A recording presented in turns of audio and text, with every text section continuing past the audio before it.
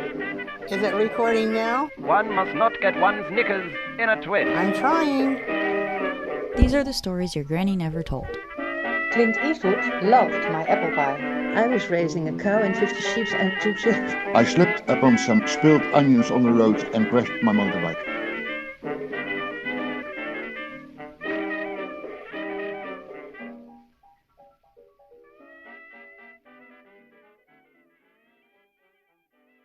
Hey everyone, it's Nikki, your host for the Stories Your Granny Never Told podcast. It's a monthly podcast where I interview the wiser generation about the unexpected stories from their youth.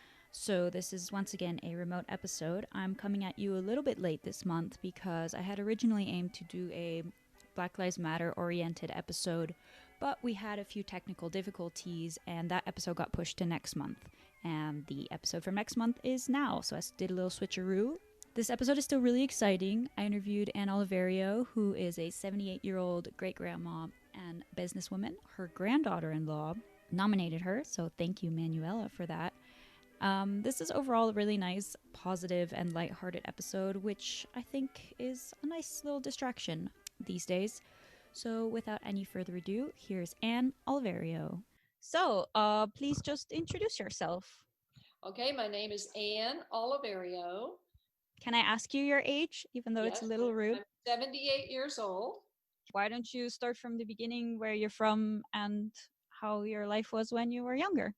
Okay, I was born in a small town in Texas, in East Texas. My parents were 18 years old when I was born, and they were wonderful people. They grew up together.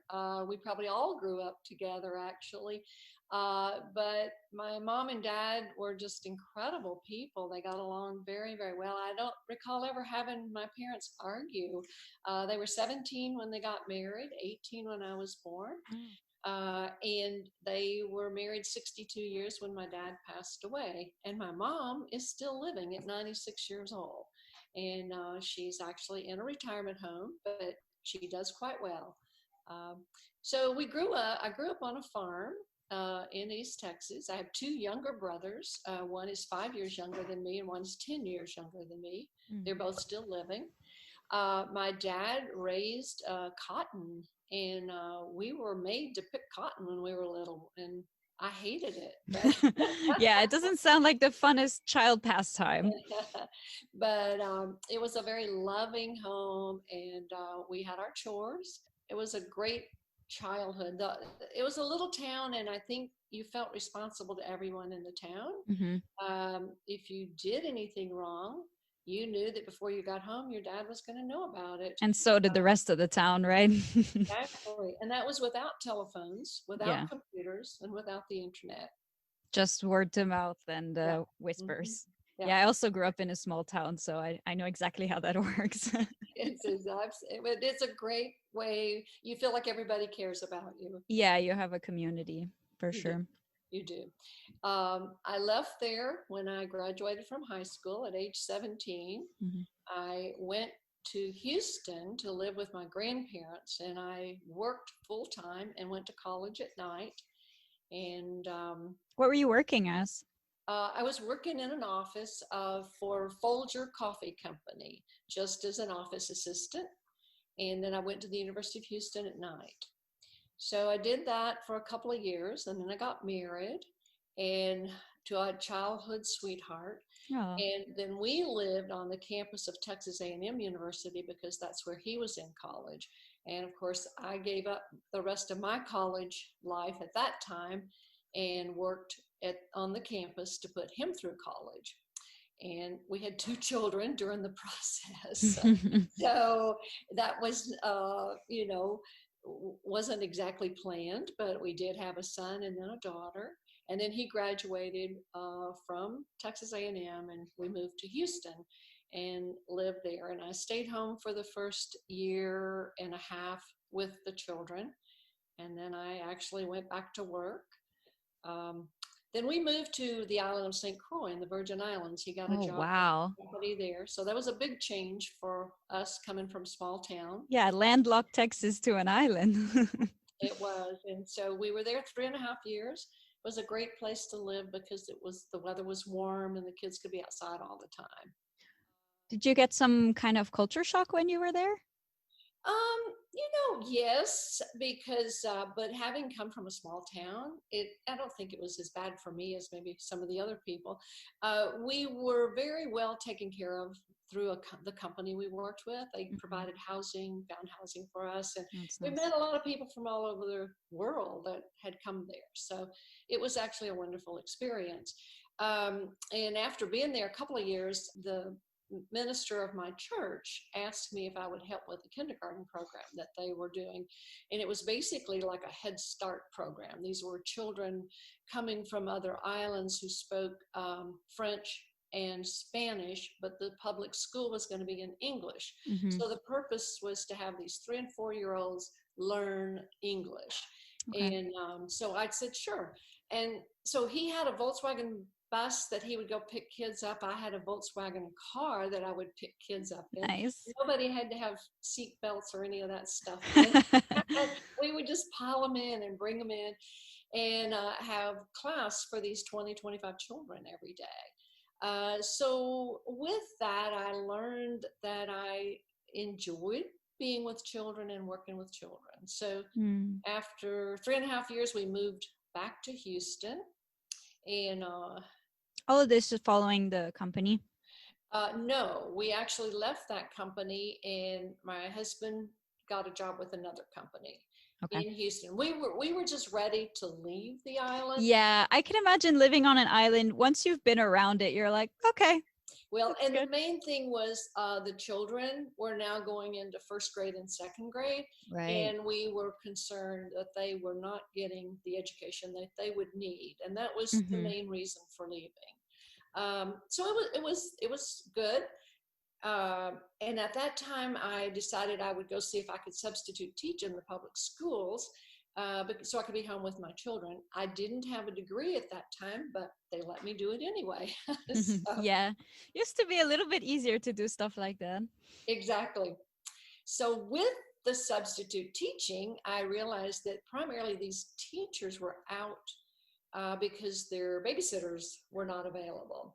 At that time, we're talking about 1969, there were no large daycare centers. So we decided, well, maybe we should have a daycare center.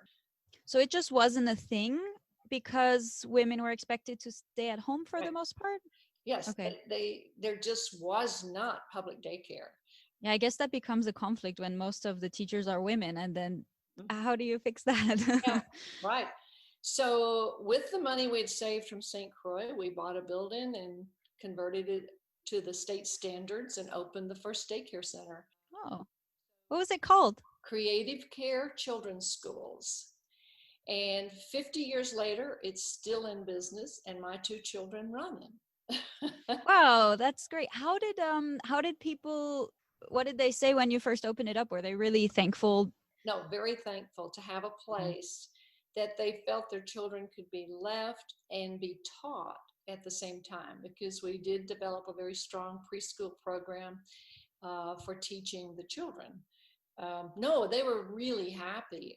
And some of the clients actually became really good friends, I can imagine, through the years. So my sister-in-law and I actually started it together. And the beauty of it is my kids could come there after school, and I knew before. I'm sure they made a lot of friends there too. Yeah. So that was the first venture. And then after, I guess, let me think now, that was 1970. We opened the first one in 1970. So like I said, 50 years ago this year. Then in 1981, right before you get to that, I have this image in my mind that's probably wrong, but in my head, I know 1969 is like the hippie times. Were people in Texas also wearing flowy dresses and headbands, or is that just in movies? Yeah.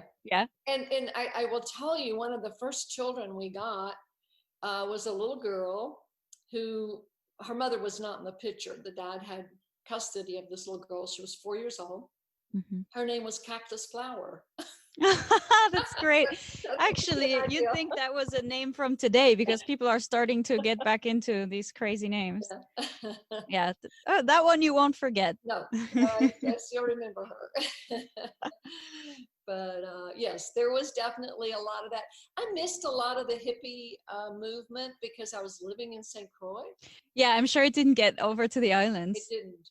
So that I was there from 66 to 69, and basically, really, and I mean, we had one channel on a TV, and it only operated from 3 p.m. to 8 p.m. So we didn't have a lot of TV and not a lot of news. Was it black and white? It was black and white. Okay. And no telephones. I didn't want to misjudge the age and be like, no, it's totally color. And no telephones. To call my parents, I had to go to a payphone. So what did you and your family do for entertainment? Well, the beach was Right. amazing, and snorkeling and scuba diving, and it was, the beaches were just incredible. Yeah, you don't need TV when you have the beach. Yeah. And like I said, we were able to meet lots of wonderful people. So we had a lot of interaction with other people. We'd do dinner parties. We had the kids play together. It was easy to get help. $4 a day for somebody to come and stay all day long with your kids. And so I could go do things with the other ladies. And, it was a very nice time from that viewpoint. Sounds nice. I want to go live on an island right now. I think that'd be pretty good. But I interrupted you. You said in the 80s. Okay, yes. In 1981, my brother needed some help. He had experience in working for a pipeline supply business. So I told him I would help him start a pipeline supply business. You're just starting businesses all over the place. I had wonderful people doing the daycare. So in the same building, we started this pipeline supply business, and it was called Insco Pipe Valves and Fittings. And it was really a great little company. I did all the things I told him I would never do, and that was I told him I would not do sales calls, and I would not do this, and I would not do that, but I ended up having to do all of it. But it was a need he had. His wife was ill, and this is the one that helped me start at the schools. Okay. And so he needed extra income to help pay for medical bills.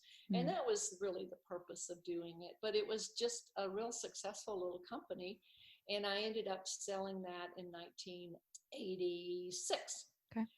And the reason for selling, what happened was in 1984, my husband, that we'd been married 24 years, the father of my two children, decided he wanted a divorce. So, oh no, it's hard to be running companies. He was running a company. I was running a company. We were trying to raise children. I think there's just way too much pressure. We're trying to do too much. Yeah, there's a lot going on. Mm-hmm. And men have huge egos, and my business was a little more successful than his, and that was hard. I look back and I realized that, and I didn't see it at the time. But anyway, I was not happy about a divorce. I didn't come from families that divorced, and I see. It was a difficult time. But was that something that was not so common at the time? No. Okay. It was not. Because in the end, if you're unhappy, it's probably for the best. But I can understand if people don't do it as often back then it would. I will tell you, in my case, it was definitely for the best. Yeah, good. I didn't know that at the time. Right. But I, persevered, and I was working. I had my kids, and by now my son has a 2-year-old, and I thought, you know what, I'll just enjoy my kids and keep working. Yeah. So I took my children to Colorado to ski, and it was after about, I think it was 18 months we'd been separated. And I wasn't sure what was going to happen, but my kids, we went to Colorado, and my daughter sees this man at the bus stop and decides I should meet him.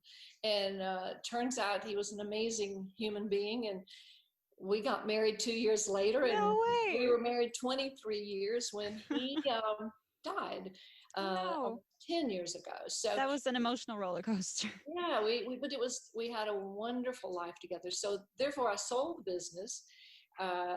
Back to the divorce in 1985, my ex-husband ended up with the children's daycare centers.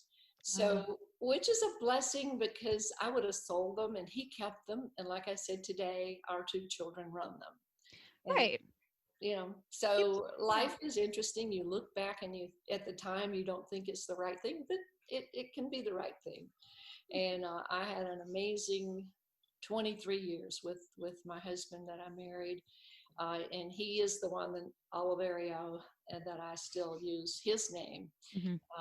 And his wife had died at age 40 from breast cancer. And 2 years before she died, he lost a daughter that was 12 years old. Wow. So he had been through a lot of heartache. And he had one daughter that was 17 at the time. And to this day, she's my daughter now. So am still very much in touch with her because I'm really the only family she has. Yeah. So great. it was a beautiful, we were together 2 years before we married, and then we were married 23 years. So basically we were together 25 years. And he died in 2009. I'm so sorry. So, but life goes on. And of course, when I married him after I sold the company and everything, I still had some business interests. I had to go back and forth to Houston a lot for about 5 years. But then I learned to play golf, and I met a lot of new friends and through that. So I've had a lot of things in my life. Yeah, I mean, you seem like a very, very perseverant businesswoman. When you started this pipe company, did you know things about it, or you just kind of went only on the business side? No, my brother knew about it, and he did the best he could to teach me. And there was no internet. There was no computers to learn things. So we just used books and did the best we could. So did you have to like go to a library and find plumbing books? Yeah.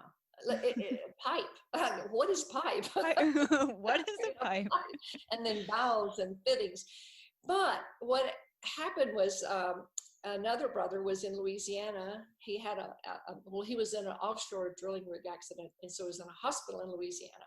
So as we were driving, the one brother that knew this business and I, to see the other brother, we stopped by a pipe coating company that my brother knew about.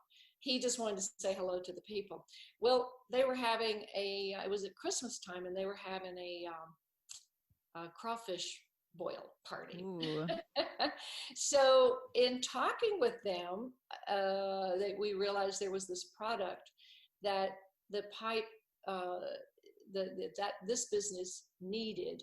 And there was a patent agreement that only allowed for one in the United States, but this patent agreement was getting ready to be lifted, and there was another company in Canada that made the same type product. So I got all that information from this place where we stopped to get the crawfish, and I called and made an appointment and flew up to Canada. Well, at that time in 1980, women in Canada didn't really work, or if they were in an office, and so they weren't. Was it different in Canada than in the States? I think they were a little bit behind us with women. Really? Mm-hmm. I didn't know that. And so especially with women to run a company. And so the reason I had to go there was to see if I could buy this distributorship to get this product in the United States. Well, they were so eager to get the product into the United States, they didn't care who you were. If you would buy the product and stock it and try to sell it, they were just trying to get their foot in the door too. So it was a win-win for both of us. And I was able to get that product. And that was the main product that we had with that company. So it was a really good thing for us. And for this company, you were running it or managing it, right? Yes. So Doing all the sales. everything. So when you were doing this, or maybe differently than with the daycare, did you get any flack from, I mean, I can imagine if a man is coming to you about a plumbing company, he would probably assume that you don't know anything about it. Well, now it's a pipeline. I'm sorry, yeah, pipeline, not plumbing. It's the gas and the oil that goes Right. through a pipeline. I just had pipes in my head and I just said plumbing. So no, actually, I went out on the jobs where we supplied the products to Wyoming, Colorado, Albuquerque, to check to make sure the product was being used properly. And so I'd wear my jeans and boots, and the men were men working out there. But I will tell you, my theory was if you act like a lady, the men are going to treat you like a lady. And I didn't have any problem with sexual harassment or any problem like that. I just did not have a problem with it. It just didn't exist. But maybe because I was the owner of the company, maybe there was respect there for that. I don't know. Good, but yeah. I would go out on those jobs and never encountered a problem. So it was an interesting time. But literally, I mean, if we had an order that had to be filled, I might be working in the warehouse at 8, 9 o'clock at night, helping fill the order. I mean, you did everything. But my brother still kept his full-time job, but he would come by in the afternoons after he got off work, and he would be there to help with the orders in the evenings too. So I couldn't have done it without him. But at the time, the reason we really did this, Jimmy Carter was running for re-election for president, and he was touting that he would require these companies to do 10% of their business with minority-owned. Oh, okay. So we thought, well, we might as well be there. Well, he didn't get reelected. But a lot of the companies kept that rule. So a lot of the large companies, Exxon, Shell, and many of those did try to do 10% of their business with minority-owned businesses. So we were there to be the minority for them. It was our goal, and that did help. It definitely helped, with us getting orders. So you supplied parts for pipelines. Has the mentality around that changed in terms of ecological terms from then to now? I don't know if you're still in that. Was that being protested at the time or brought up, or were you not even? It was definitely a factor even in the early 80s that yes, you couldn't put a pipeline through certain areas because of environmental issues or the Indian reservations or whatever. Yes, there were problems then, but probably not to the extent that maybe it is today.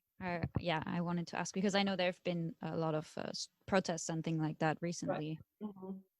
Well, I guess I did that from 80 to 85 and then sold that business. And so then I was married to my husband, and we moved to Colorado and lived in Colorado, and then from Colorado to Atlanta, and then from Atlanta to Austin, Texas. So back in Texas in the end. Yeah. So is that your favorite place to live? I liked everywhere I was at the time. Actually, I did, but getting back to Texas was great because at the time both my parents were living, and I was able to spend more time with them, and my children to be able to spend time with them. So that was a factor with coming back. It's nice to be near the family for sure. Yeah. So, and then like I said, I stayed really busy. As a matter of fact, I seemed to always have a project of some sort or the other. But after my husband died in 2009, I sold the home that we were living in a couple of years later and stayed in Austin. And then in 2012, friends introduced me to a man that played golf and thought that we would enjoy each other. And so we are still together. Yay. And we did get married, but I didn't change my name because it was just too much trouble. I'm too old to go through all that. Yeah, whatever. Yeah. So, but we do play golf together. We played today, and we have a wonderful life together. We almost 3 years ago now, we moved to the Dallas area, and this is where we're living now because I have a daughter my daughter is here, and I thought it would be nice to be able to be closer to some family as we were both getting a little older. And it's been great. We've enjoyed meeting new people here in the Dallas area and being close to the daughter and her family here. The Dallas area is actually the only part of Texas that I've been to before, so I know a little bit about it. Okay, yeah. But I was actually sort of disappointed when I went to Texas because I wanted to see cowboys everywhere and like Westerns, but it's just a normal place. Yeah. City. Yeah. That's true. Do you have any specific stories that come to mind? Well, I will have to think about that. My husband and I, we've done a lot of traveling. So we've been very, very blessed to be able to go to many countries and see a lot of the world. And that's been a super wonderful thing that we've been able to do. So what are some of the places that you've been to? Well, we've been to Russia. We went to St. Petersburg and Moscow and some smaller places. And this last year we went to Croatia. Oh, I love Croatia. And it was beautiful. We really enjoyed that. And we've been to China and just had a wonderful trip into Beijing, Shanghai, and some of the other towns in China to see the Forbidden Soldiers. And many different areas there, the Great Wall, and we've been to Australia and New Zealand. Pick all of the really far places. We decide we have to do it while we can. Yeah, maybe start far and then get closer and closer as it goes on. That's a good idea. And this last year, we actually went to Paris. My husband's. We went out to Normandy and spent some time out there, and that was. Did you manage to get some good weather while you were there? Because it's rare. Yeah, it rained. It rained. It was kind of cold, but it was pretty windy and cold actually. Yeah. But we went prepared, so we were fine. Yeah, there's no such thing as bad weather, just bad clothing, right? Yeah, exactly. I guess I have seen a lot of changes. When I tell my grandchildren, and now I have great-grandchildren, I have 4 great-grandchildren, that I didn't have a computer growing up or even a phone. The home that I lived in, we didn't even have a telephone. I'm talking, we didn't even have a wall phone. Certainly not a cell phone. Because it was in the countryside, so it just wasn't wasn't available. It wasn't common. And then in the businesses I ran, I can recall I needed to have access to a cell phone really bad with the pipeline supply business. And when I checked, the cheapest cell phone was going to run about $3,500 a month, and it had a very, very small range of service. Was it one of those big clunky ones? It was in the car. It was basically in the car. Yeah, it was a car phone. And I couldn't justify $3,500 a month for the range of where it would allow. What do you mean by range? Like you could only call a certain area of Houston is all that you could call in. Oh, just it would tell you how far out that cell phone would be good for. Huh? I didn't even know that. Yeah, so it wasn't worth the cost. So you had to stop at a cell phone and call back to your office to give them an order or to tell them, this. At like a payphone. Yeah, that's what we'd have to do. And then literally, you didn't even have a fax machine to fax in an order. You had to dictate it and write it down and hope you didn't. Like with the typewriter. In the beginning, when you said you were a secretary, right? Were you on the typewriter? Like, yeah. Oh yeah. Great. The kind that you had to throw back. Even the electric typewriters didn't come along until much later. It sounds really picturesque in my head, but I'm sure you just like clack, clack, clack, clack. Well, you get pretty fast with it. You just keep, it's pretty interesting how. But then you didn't have copy machines, so you had to make carbon copies. Yeah, and then if you make a mistake, you have to start over. Well, you have to erase all the carbon copies. The original. You didn't have the whiteout. How do you erase it? You had a typewriter eraser. Oh, okay. It wasn't real pretty. I'm learning so much. Yeah, there was no whiteout Okay. at that time. So I sometimes think, oh my gosh, what could I have done if I could have had my cell phone and my fax machine and my printer and computer? How much more could I have done? Always looking to get more done. Yeah. That's business. A little bit more. But it's interesting. I like I said, I'm very close to my kids, and then last year I have a nephew that works in Italy, my brother's son. His mom passed away, and she's the one that actually started the daycare centers with me. Okay. And he got audited by IRS for 5 years, and he, being in Italy, 7-hour difference time frame, he just couldn't deal with it, because he was there and this was here. So I told him, I said, well, let me just have everything. I'll take it. So I literally spent a year with IRS for him last year. Oh. And, but it was good.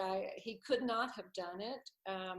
And we went from him owing $66,000 to him owing $9,000, and he got it paid and settled and done. So you're just always like hustling.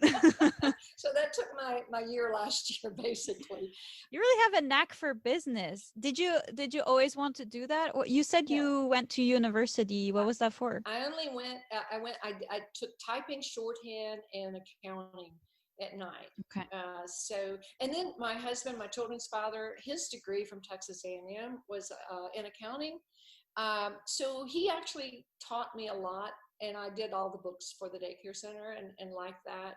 But what he taught me was probably more valuable than what I had learned in school. Experience, right? Yeah. And then just doing it. I guess, just the fact that I enjoyed math and whatever, it comes easy for me. So I still do all of our bills and everything. Everyone's lucky to have you. Well,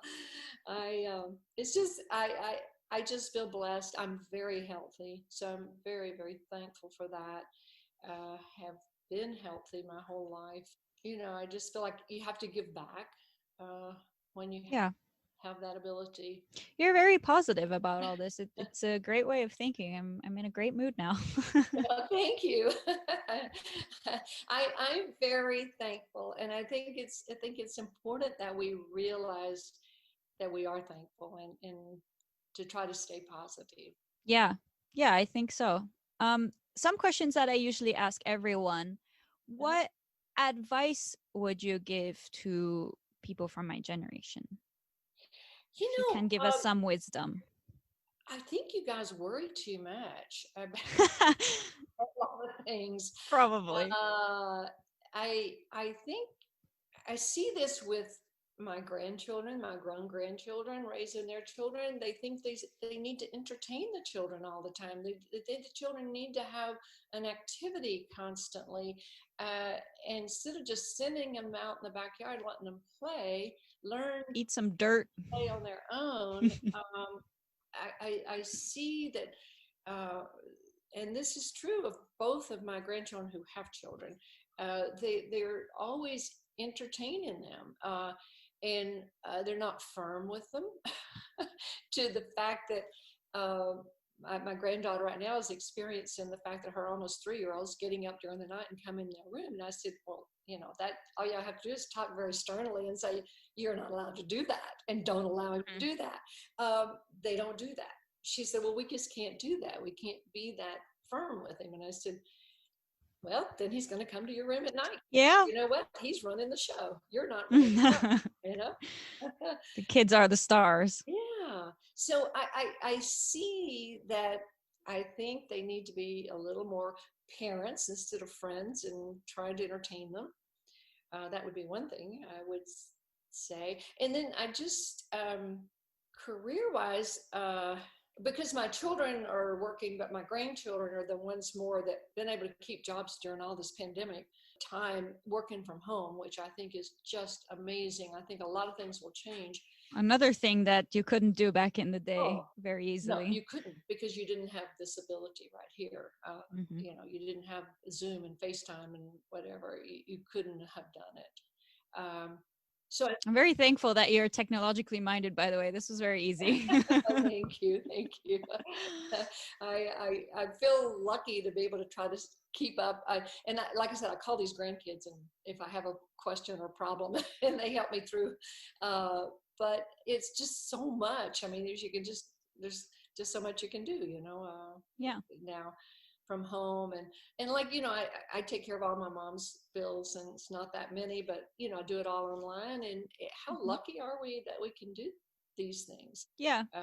So it is a new world. Now, I will say, I think that a lot of the kids are too connected, though, and they need to leave the cell phones at home. And It is sometimes a little bit of an addiction, for sure. Yeah. Too much texting and not enough talking and interaction in many situations. I see that with some of them. I do have my youngest granddaughter but she's really good about trying to not be on there so much. So maybe there's going to be a swing back. Yeah, maybe. I mean, I also personally like try to put my phone down when I'm trying to have a conversation with people, because it's so easy to get distracted. Flashing lights, colors, Yeah, it is. But that's another part of like why I'm doing this. It's nice to just hear people's stories and kind of just know what other people's lives are like and how it was back in the day, and things were kind of really different, although some things stay the same. It's Yeah. Well, and it's interesting. My mom always had a garden, and we always had fresh vegetables and fruits. And I see that my grandchildren are now wanting to have a garden and have fresh vegetables. And so it's kind of reverting back to some of the same things. yeah, it's true. My parents also have a little garden and kind of like make most of their meals in the spring and the summer, and Yeah. I'm pretty jealous. I live in the city, so I Okay. have one basil plant dying on my windowsill. Oh, and where are you? I'm in New York. Okay. Yeah. Okay. So your overall advice would be stop worrying so much. Yeah, and you know, just work hard and don't be so afraid. Don't be so afraid to step out there and try something. If I had known what I learned in probably both of the businesses that I did, I would never have done them. I would have been too afraid. But I didn't know, and I just jumped in there and did it. Just be naive and do it. Yeah, you know, just, you know, think through it and know that you have the resources to allow yourself to do it, but don't be afraid to try something new. And I think about the pandemic situation. How many great businesses have popped up as a result of this? I mean, a lot of businesses have certainly been hurt, but there's a lot of businesses that have popped up, like sign companies. I'm sure they're doing great, because you see all these new signs that we're open for takeout, or we're open for online only. You know? Yeah, just look at Zoom. No one heard of Zoom a year ago. Yeah, and the Zoom people, and you know, I think there's opportunities every day. It's funny, you seem you're constantly like always has a business opportunity up your sleeve ready to go. Well, I keep thinking, am I too old, or could I do something else? You know? Why not? If you're still feeling good, why not? Yeah. So my daughter said, no, Mom, you can come to work for me at the daycare again. Yeah. I've done that. That's okay. You know, I feel very blessed that I had the ability to step out and do the things I did, and they were successful. But, you know, success is hard work too. You don't just say, oh, I think I'll start this business, and it's just a lot of hard work. You have to be willing to do anything. You have to be Yeah, it's not gonna fall in your lap. Exactly. You have to be willing to sweep the floors, clean the toilets, whatever it takes to get it going. That's a good tip. That's a good business tip, actually. Yeah. Yep. Just you can never be too good to do whatever it is needed to be done. Stay humble. Exactly. Yep. That's true. And so now for pastimes, you golf, right? We do. We play golf, and we both are involved in our churches, and hadn't been able to go lately because they've been closed. But and then, like I said, by the time my husband has the three daughters and 7 grandchildren, and I have the 3 children and 6 grandchildren, and now 4 great-grandchildren. It's like, and my mom's still living, so there's just always somebody that needs you to do something. Enough family to keep busy. Yeah, so there's good. always a lot. Well, yeah, thanks for all the stories. I was very positive. Well, thank you. You're darling, and I wish you good luck with all of this. All right. How sweet was that? Anna's the best. She's so positive, so motivated. It's quite inspiring.